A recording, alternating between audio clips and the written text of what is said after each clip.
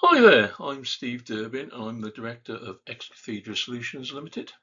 We offer data protection services to the public sector, the private sector, and in particular we specialise in education and medical practices.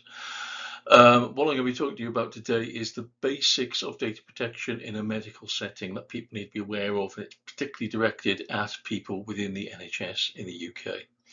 Obviously, this doesn't constitute legal advice to anyone, and if you're a customer, okay, it only constitutes guidance from me, and please feel free to contact me and talk a bit more about any of the issues in here. So what I'm going to take you through today is the outline of this is going to be, we're going to look at the principles of the UK GDPR, that's Article 5, that's the summary of the law that makes it a bit easier for everyone to understand. We're going to look at also at the Caldicott principles. These are very similar to the GDPR principles, but are particularly applicable in the NHS because we're required to have a Caldicott guardian who follows those principles. We'll just talk a little bit about the mapping of them. Talk about data breaches and what you need to do, staff responsibilities, and a couple of scenarios. And there would be a Q&A if we were face-to-face, but since we're not face-to-face, there won't be a Q&A. So I should be, but feel free to ask questions in the comments. You're very welcome. So we're making sure that you're aware of data protection law, the Caldicott guidelines, your responsibilities, ensure you're aware of US specific issues, and I've got some responses to questions I get asked a lot. So this is all covered in here. So first of all, when we're talking about data protection law, what do the regulations apply to?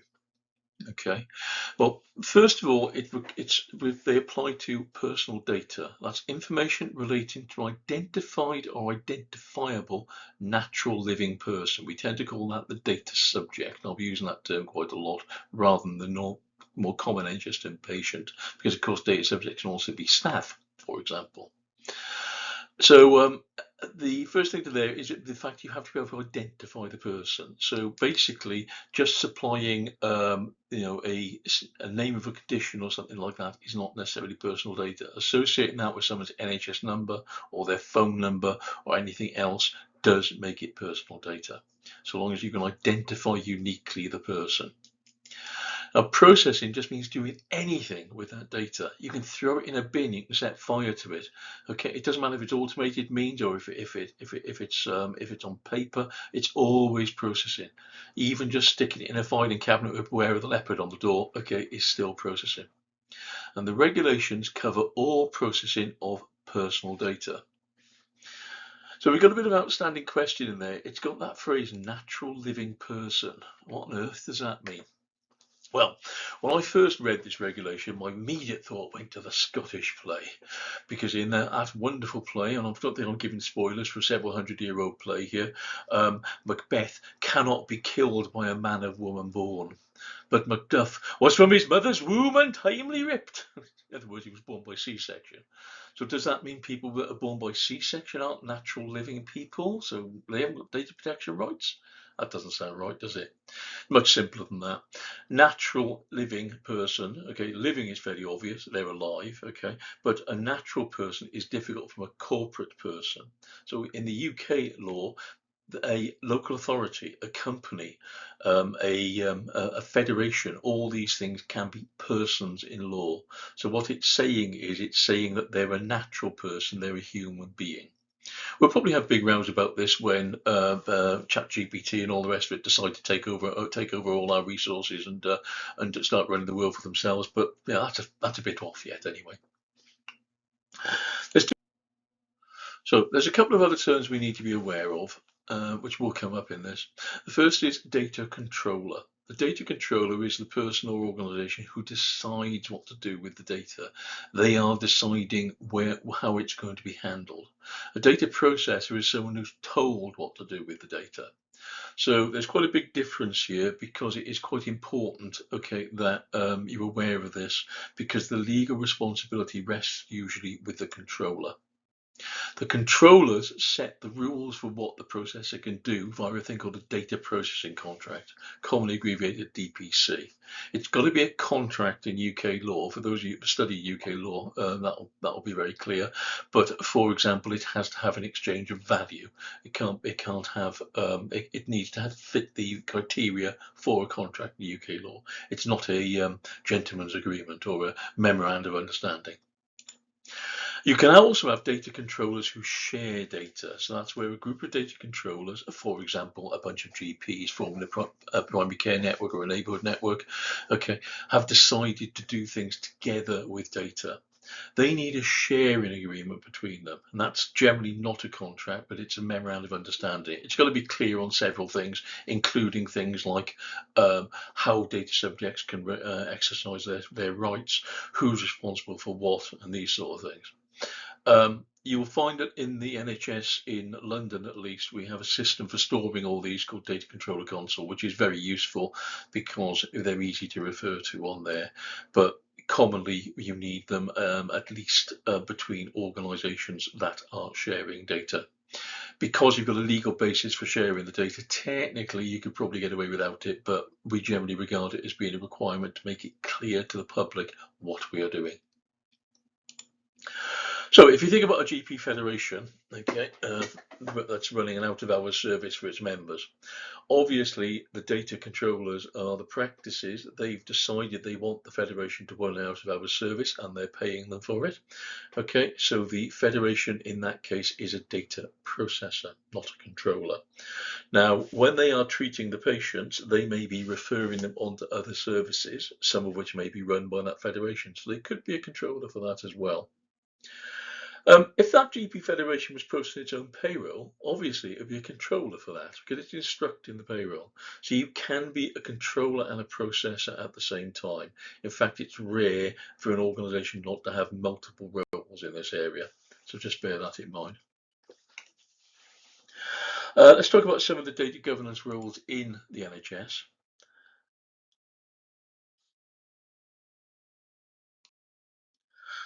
So there are three key roles that you need to be aware of. The first one is obviously data protection officers. Hello, I'm one. Okay, they're the person who acts as an independent advisor and interface to the public and the regulator. Okay, they advise and can't make decisions in respect of things. Their advice is not binding, but it should be recorded. And in particular, if you dissent from it, you have to record why you dissented. You commonly see data protection officers who also are doing things like managing information governance and stuff like that. That's a bit of a grey area because in the EU, at least, they've said, no, you shouldn't be doing that.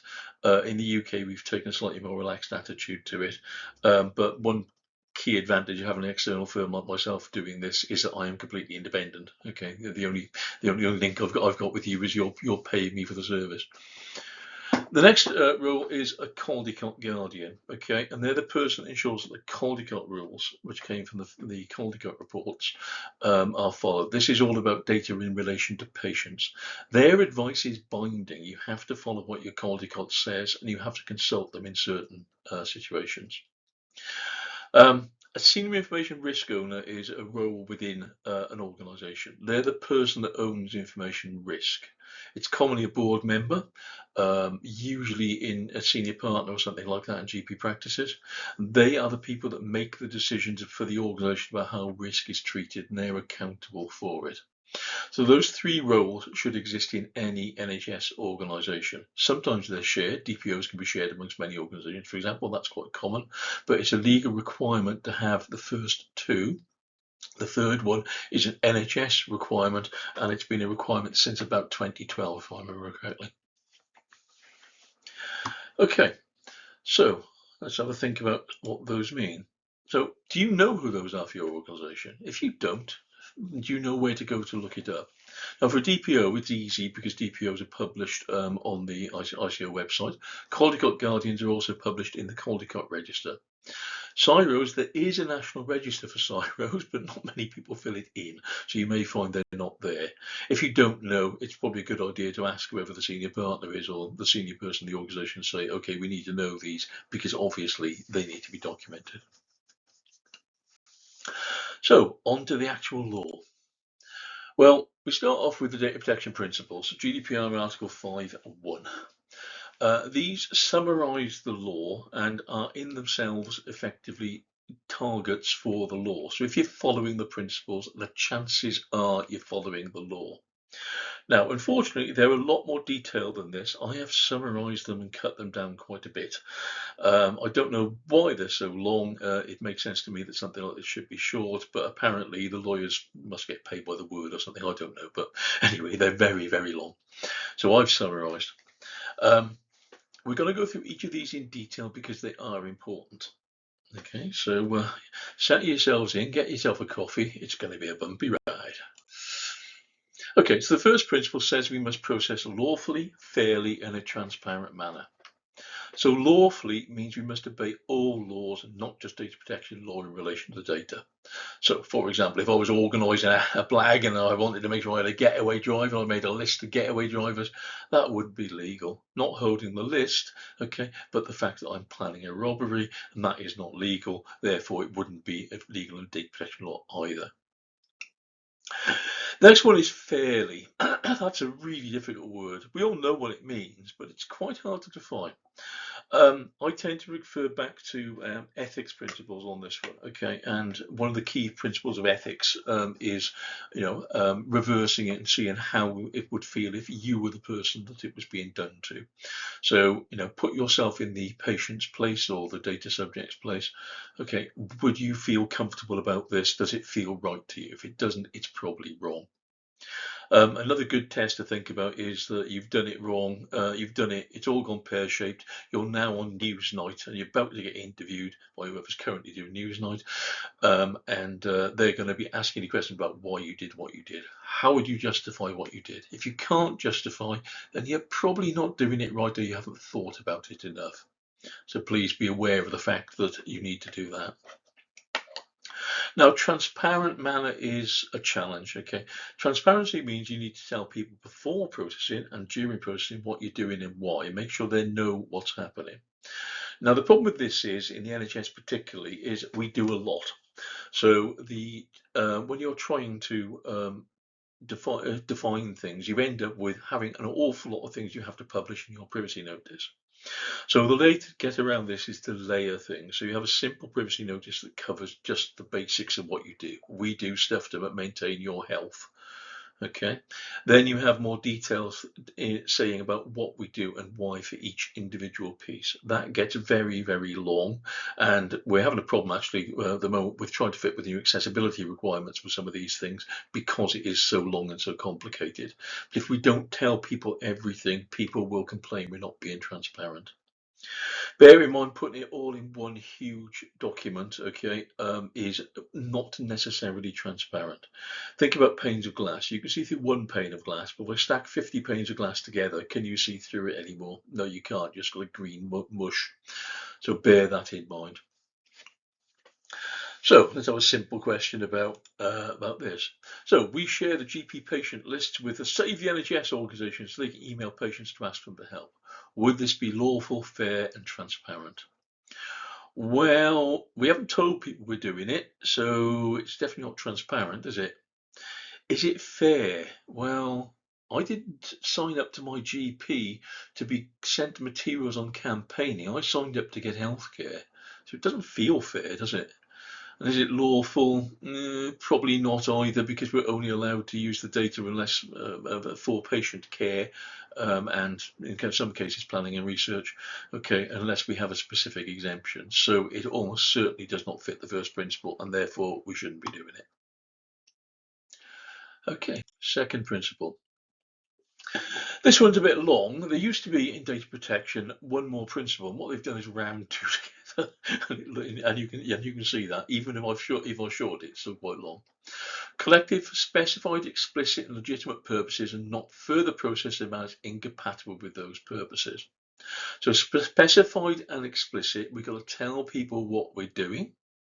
Legitimate, it's going to be a good reason for doing it, or a legal requirement maybe. NHS work is normally legally required by the NHS contract, the NHS Act. Okay, and it's not further processed. We can't decide to do something else with it.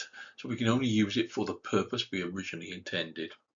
Now, there are exceptions to this. One particular one that was put in by the Data Use and Access Act last year was that we can now do research, archiving and statistics as a compatible purpose.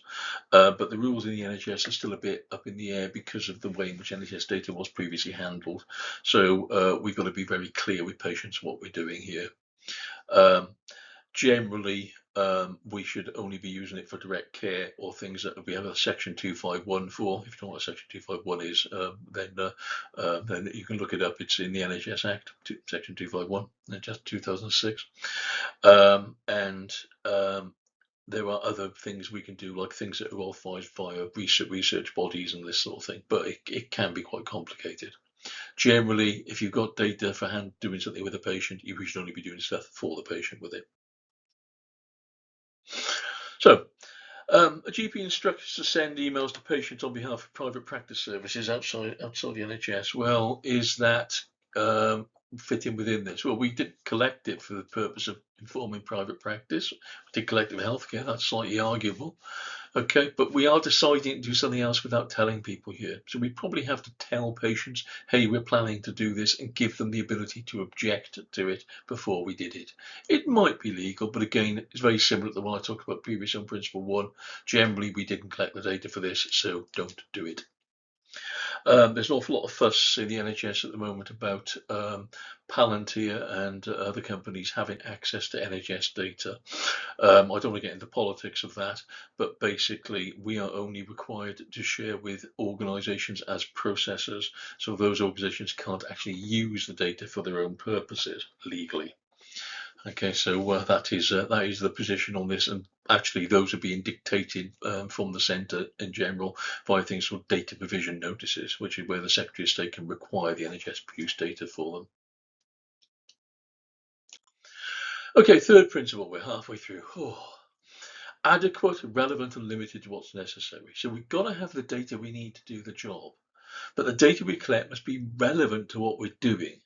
So we can't go around collecting data about people's hobbies if all we really care about is their healthcare, that sort of thing. It's got to be limited to what's necessary. We have to show that we need it. This is commonly referred to as data minimization. Okay. So one example that came up, I would point out every example I use is a real world one. I don't make things up. Okay, so everything I talk about in here has happened at some point. Okay, I had the practice wanted to collect the date of birth and ethnicity of parents of a child as part of patient enrolment. This was so they could offer extra services such as translation and stuff like that. So reasonably legitimate, okay, but it wasn't actually necessary. So what we had to do was clarify when we were recording them that you don't have to supply this, but if you do, we'll be able to offer extra services and it's optional. Okay, and that's how you do it. This can be a big challenge when you are sharing data across the NHS with other bodies. So for example, when doing a referral, patients commonly are quite sensitive about things like their mental health being in there when it's a referral for, I don't know, say a skin issue. Okay, so we need to be very cautious about how much we share and be very careful, particularly with automated systems, which is becoming, as we use more and more of them, a bigger issue. So just be aware of the fact we may need to restrict what we share.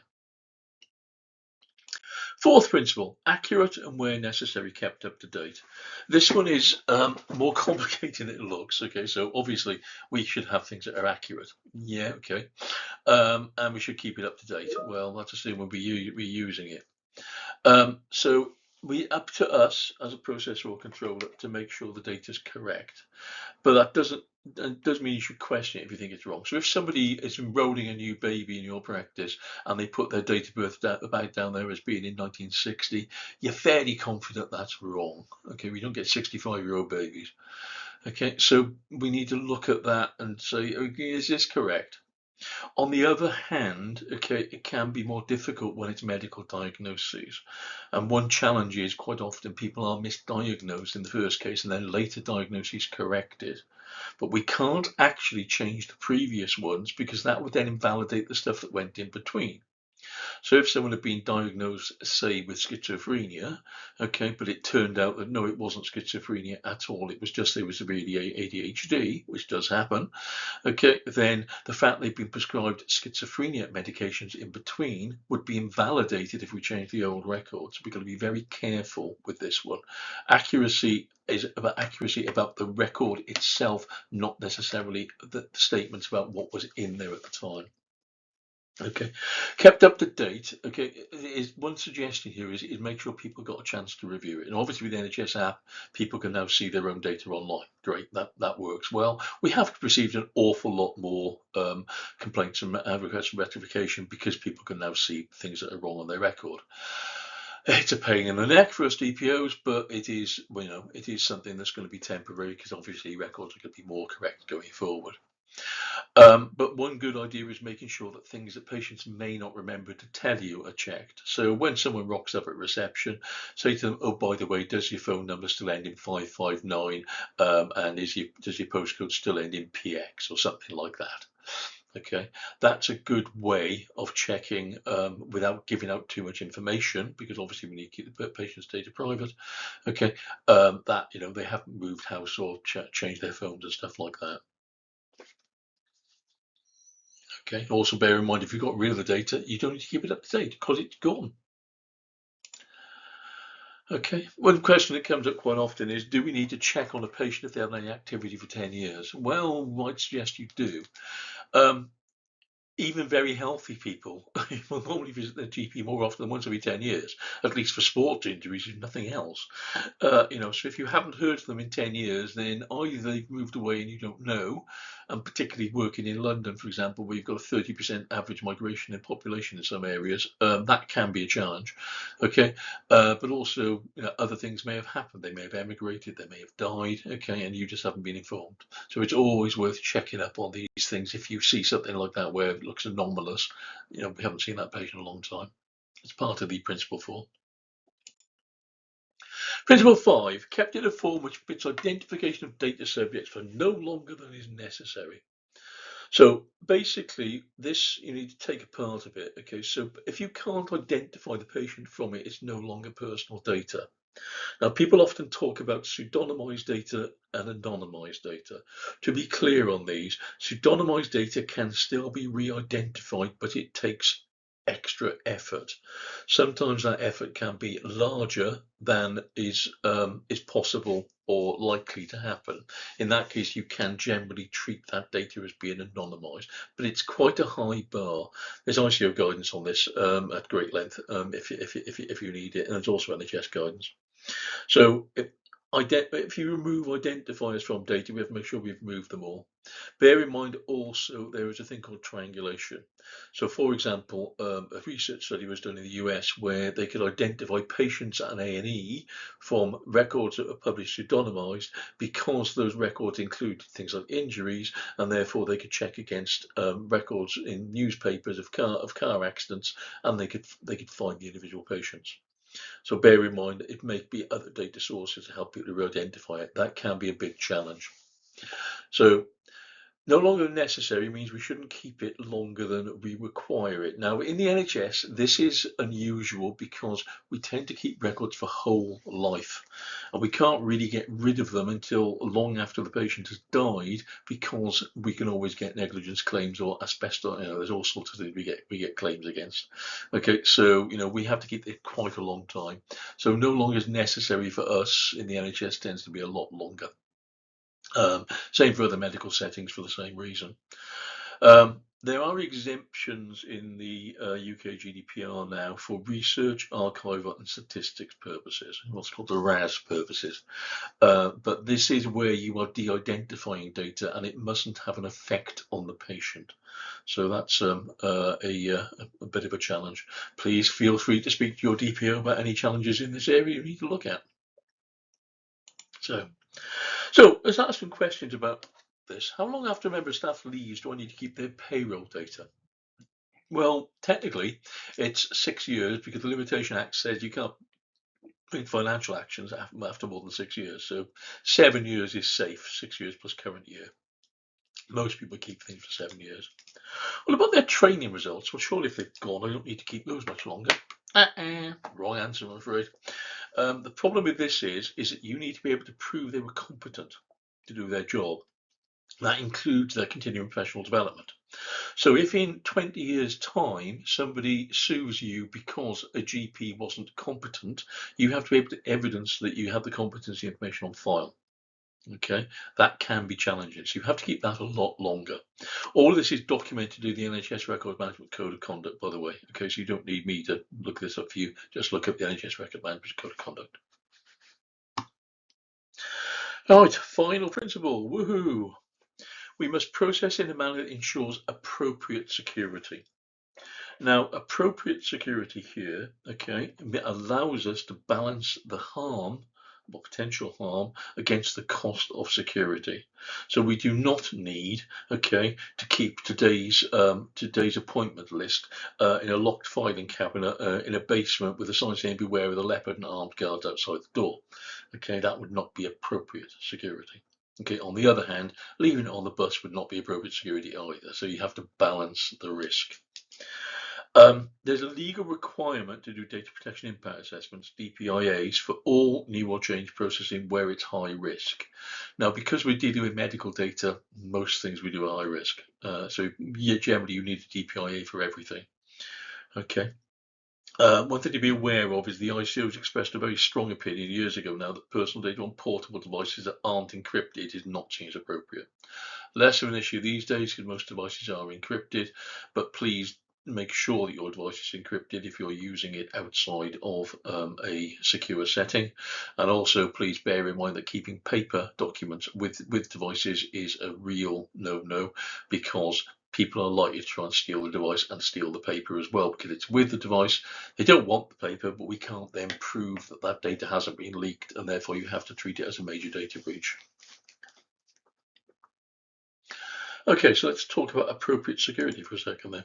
So could I take health data home on a personal memory stick to use on my home computer? Well, I can't really do in the office because the office is closed due to power cut. No. Is that memory stick encrypted is the first question. Is your home device absolutely secure to the standard required for NHS data? Sounds unlikely. Generally, no. Okay. Personal laptops are generally not allowed in the NHS unless under special circumstances. Laptops supplied by your local GPIT supplier, for example, will have all the correct technologies on and can be used remotely if they're configured for that. So that would be a circumstance where you could use it. But you have to be very, very careful here. And please consult your DPO.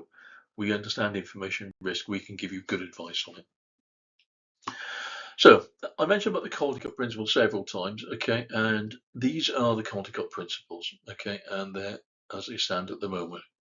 So the first one is justify the purpose using the confidential information. Well, that really maps directly to the second principle in GDPR. So it's asking what you do with the information.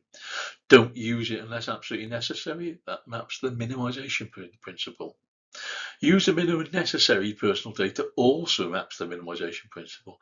With Caldicott, they're expressing very much that you need to be doing this all the way through the flow. That's true with GDPR as well. Caldicott's just a bit more explicit about it. Access to personal confidential data should be on a strict need to know basis. That again comes down to the security and access principles. Okay, so you've got to be careful to make sure that you are only giving access to people that need the data. Now, this may not be what the patient expects, so be very clear about this. So, for example, in small GP practices, it's very common for people answering the phones to have full access to the medical records so they can answer queries coming in on the phone.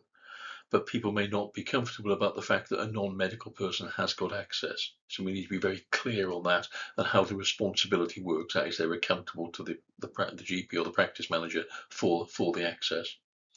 Ensure everyone with access to personal confidentiality is aware of their responsibilities. This means you have to train people. GDPR says similar things. People have to be competent. So just be aware of the fact that training is a requirement of Caldicott as well. And last few principles under Caldicott. Okay, you need to comply with the law. Well, that goes right back to the first GDPR principle, so that's okay. We've got to be clear we're living illegally. The next one is not covered by a GDPR principle. This one's reflected in the Health and Social Care Act 2012, Section 251B, which gives you a duty to share data with health and social care professionals if they are treating the person. Now, the person can object to this and they can say, no, I don't want my data shared. That's fine. Although in some circumstances, they would be overruled for, say, child safety or these sort of things. Okay. But it should be very clear that we share information for the purposes that we are trying to achieve. So referrals is a classic example there. Okay. Inform patients and service users about how their confidential information will be used. In other words, tell people what you're doing. This goes back to the first GDPR principle. There should be no surprises. Data protection law feels the same way about it. If you're ever surprised about how data is being used, we probably haven't been transparent enough. So let's be very clear on that. If patients saying to you, I wasn't expecting that, you need to be looking very carefully at what you're communicating. Okay, so we've now covered the data protection principles. We covered a little bit of the Caldecott principles and how the law works. One thing that comes up a lot, and I do have a problem with a lot of my clients, is data breaches. So first of all, what's a data breach? Okay, there's a definition in GDPR Article 412. Okay, and that is the definition there. Now, one thing to note here is at no point does that say it's only about if someone gets access to the data. It talks about accidental unlawful, so it can be someone did it by mistake or someone did it deliberately. Destruction, loss, alteration, unauthorized disclosure of or access to personal data. So basically anything where things go wrong with personal data handling, okay, is likely to be a data breach. So for example, if you accidentally deleted a record, okay, that would be obviously destruction. Okay, and therefore that would be possibly, if it was accidental, that would be a data breach. There's also no lower limit here. It doesn't say, oh, it only relates to more than 10 records and stuff like that. Okay, any data breach, even a small one, must be recorded. You can never ignore a data breach. So for example, if you hand a blood test form to a person at reception and they look at it and go, that's not mine, and hand it back again, okay, that's still a data breach, should be recorded because they've seen data relating to another patient. Even though it's very, very likely there's going to be harm there, we still have to record it. So what do we do? Well, first of all, don't panic. Okay, data breaches happen. It's common. We're all human. The ICO understands this very well, and when they're doing regulation, the things they will look at are: have you got appropriate policies? Have you got appropriate procedures? Have you got appropriate training? And if you've got those, okay, they are unlikely to take action because they accept that human error may happen. Now, if you're in the NHS, you are required to have the Data Security and Protection Toolkit, okay, DSPT, and that is where we record data breaches in the NHS. We don't record them separately from that. They have to go onto there. If they are sufficiently high level, okay, that will automatically report to the ICO. You don't need to report to the ICO separately. Okay. Whistleblower rules apply here. Okay, you will not be disciplined, for reporting an error that you made in almost all NHS organisations. Most organisations have got rules about this. Any I work with, certainly, it's one thing that I insist upon because otherwise, it's a bit like accident reporting. Okay, if someone made a mistake and it caused an accident, you need them to be able to admit that and not be done for it because it's important to get to the bottom of these things and avoid a recurrence. Feel free to discuss with me if I'm your DPO. If it's a serious word, you're unsure how to manage it. Okay, but these have to be managed. We can't just leave them. We've only got 72 hours from the time of the breach to record it on the toolkit because that then does the ICO reporting and therefore it's a legal requirement. Okay, if we don't do it quickly enough, there's also the possibility of actionable harm. So bear that in mind. So a couple of examples, okay, of things that may be a data breach. Okay, obviously I normally do this interactively, but I can't do it interactively when you're not here. So we sent a patient letter to the wrong patient. Is that a data breach? Well, fairly obviously, yeah, we sent in the wrong data. Right. My mate Dave asked me to check if his repeat prescription had been done. I did it for him as a favour. Is that a data breach? Well, this one's a bit more difficult, but if your mate Dave isn't in your practice and you're checking on other practice records, or if your practice has said clearly you're not allowed to do that for people that you know, then that would be a breach because it's a breach of contract rather than data. So it's one of those areas, but also you could be not following the instructions of the controller, and that would then be a data breach. So that one's a bit iffy, but probably a data breach. We put up a message on the website about appointments and accidentally put the wrong data into it. Is that a data breach? Well, it says about appointments, doesn't say about personal data. So there's no personal data involved, therefore it's not a data breach. Data breaches are only about personal data. We sent out a spreadsheet with 1,000 people's patients' data on the wrong people, but they're all pseudonymized, so it's not really personal data. Well, if you feel back what I said earlier, it still is personal data unless it really cannot be re-identified, and that's a high bar. The fact it was pseudonymized doesn't necessarily mean that the other person can't decode it, so we'd probably have to treat that one as a data breach as well, unless we had strong evidence they couldn't decode it. Ransomware encrypted all our machines, but we were able to get them back. Okay, so basically all your records got altered, so that is a data breach, isn't it? But you got it all back and it was put back. Do you think your data is safe? Do you think your data wasn't exfiltrated and copied to the ransomware people and they're not going to try and blackmail you in a short period of time? Okay, I can tell you the answer to that is probably they have got a copy of it and they're going to try some blackmail as well. This is always an issue. Also, there is no point in trying to pay ransomware because they are, by definition, criminals, and therefore they will not necessarily act even on the basis of, oh, you've paid us, therefore we're going to delete your data. That's unlikely to happen. So in that case, that is definitely a data breach. Okay, so I talked about serious data breaches as well. Okay, so were these serious data breaches? So patient letter sent to the wrong patient, unlikely to be a serious data breach unless it contains something very sensitive. You'd have to look on a case-by-case basis, but generally not likely to be. My mate Dave, etc. That's a breach of contract, almost definitely. Okay, but it's probably not a serious data breach. Obviously, the next one wasn't personal data, so that's not included. We sent out a spreadsheet with 1,000 patient details on it, the wrong people. That's probably a serious data breach. Unless you get evidence that there was no harm to anybody and that it wasn't possible, okay, for harm to occur because they couldn't be re-identified, that would probably be a serious data breach. Now, there are mitigations here. For example, if all the people involved were under duty of confidence because they're all like NHS contractors or whatever, okay, NHS workers, that would be possibly a mitigation, but we have to be very careful about that. The ransomware one, sorry, that is definitely a serious data breach, no matter how you look at it. Okay. So there you are. You now understand data breaches. Let's talk a bit about other staff responsibilities. Stan Lee famously had in the end of one of the early Spider-Man comics, with great power there must also come great responsibility. You do have great power as members of staff because you have access to data other people do not have. Bear that in mind when doing this work because it's important that you are aware of what you have. You've got legal liability for breaches. Now, the organisation can and will protect you from things that happened accidentally or by human error, but only if it's been reported. They can't help you if you don't report them. One reason it's so important to report and why whistleblower rules must apply.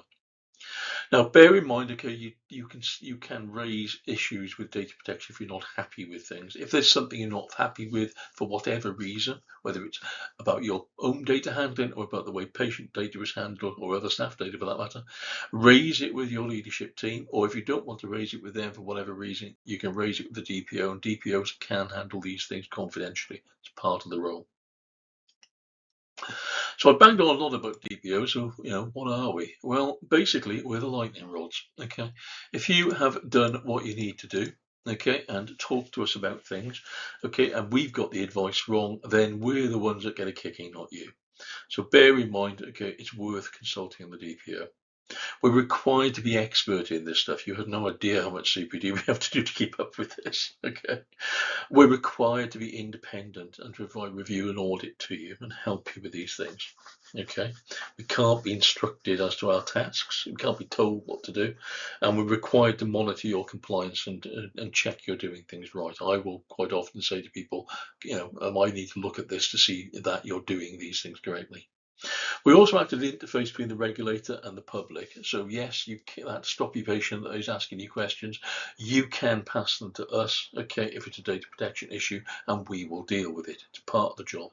Okay, dealing with a regulator, I would point out, if you're not used to dealing with regulators, it's great to give it to someone who understands how the ICO works, or any other regulator, because they are looking for certain magic words in the way things are done. They are looking for things to be appropriately phrased to answer appropriate questions. If you're not familiar with the law, you may not be answering the right questions, and you may find a lot of back and forth, which doesn't help anybody. So it's easier to work with the DPO. And we're an advisor. You can consult us on anything to do with data. Our advice isn't binding, as I said earlier, but to say it must be recorded. And if you've not asked for advice in the event of an issue or a breach, that will be taken into account. You didn't use your DPO. Why didn't you use your DPO? Okay. So, a couple of very quick scenarios. Okay. We sent the information about Mrs. Carr to the hospital, but we sent the wrong clinician. She came back to tell us, so we then sent the right clinician. Right. So is that a data breach? Well, okay. We obviously mishandled the data. Okay. Do we need to log it on a toolkit? Absolutely you do, because it's a data breach. End of story. Okay. Do we need to tell the patient? Now this one's a bit more difficult. Okay, it's optional here. There is a duty of candor in the NHS, okay, where a harm has occurred. However, in this case, okay, the only people involved were under the NHS duty of confidentiality. As it says, it was sent to the wrong clinician, but they're still a clinician. Okay, and therefore there is a very unlikely that the patient will be harmed by this. So it's optional if we tell them. It's always a good idea to be as candid as we can, but it's not a requirement here. Okay, but maybe sometimes it will be the requirement. For example, if the clinician happened to be related to them or knew them or something like that, would be a case. Okay, the kitchen nightmare. We're all having a coffee break and discussing this absolute nightmare of a patient. She's a real pain, and I used her name and details of her condition in a conversation. I didn't know that her cousin worked for us, and she told her. As I said, all of these scenarios are based on real life events. Okay, this one did occur. Okay, is it a data breach? Yes, definitely it's a data breach. But to be clear, the reason it's a data breach is it could be used identifiable data not for the purposes intended. Even using initials here would have been wrong. There was no requirement to be discussing this patient on a coffee break. And the data breach was the act of the discussion, not the cousin telling the other person. Okay. Do we need to log it on the toolkit? Duh. Of course we do. It's a data breach. Okay. Do we need to tell the patient? Well, in this case, the patient already knows, but I would strongly recommend that we apologise to them, because if we don't apologise to them, then they may decide to take other action. They may do anyway, okay, but let's try and be as honest and open as we can and say, yeah, this shouldn't have happened. Okay, so I hope that was useful to everybody. Okay, thank you all so much if you listened to the end. Okay. And if you're already contracted with us, feel free to contact me on the details available, either in your practice or your federation or wherever. Okay. If you're not, we do offer DPO services at very reasonable rates to any organisation. We've got people from local government, healthcare, education, voluntary sector, private sector. We've got customers all over the place, and not just in the UK as well. We've got customers elsewhere. The sales numbers and emails given there, so feel free to contact us. Thank you ever so much for listening. I hope it was useful. Bye bye.